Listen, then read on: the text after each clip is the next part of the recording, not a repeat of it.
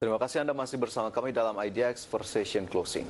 Kuartal kedua akan menjadi periode terburuk bagi pertumbuhan ekonomi Indonesia di 2020. Pada kuartal 2, pertumbuhan ekonomi domestik Indonesia diprediksi turun hingga minus 3,4%.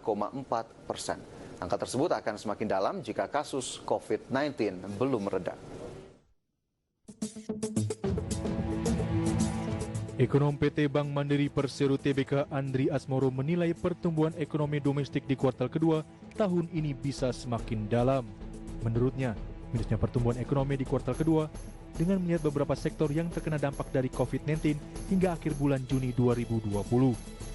Perekonomian domestik masih punya peluang untuk kembali pulih, dengan asumsi tidak terjadi gelombang kedua penyebaran pandemi virus corona yang berdampak pada sejumlah sektor ekonomi. Kedepan menurutnya ada beberapa katalis positif untuk pertumbuhan ekonomi domestik untuk kuartal ketiga dan keempat, yaitu dampak dari pelonggaran PSBB ditandai dengan sudah mulai berjalannya beberapa sektor usaha. Yang bisa kita dapat dari 2,97% kemarin adalah bahwa pertumbuhan dari consumption ya swasta kalau kita lihat kemarin ya private consumption di kuartal 1 kemarin tuh sekitar 2,8% ya. Turun drastis padahal belum ada pembatasan sosial ya berskala besar atau PSBB.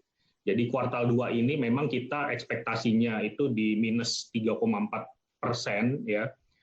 Cuma ini memang kita masih roughly waktu kemarin kita hitungnya memang masih roughly estimate. Gambaran kita memang bisa saja lebih dalam lagi gitu dengan apa yang kita lihat di beberapa sektor sampai dengan sejauh ini di akhir bulan Juni yang lalu.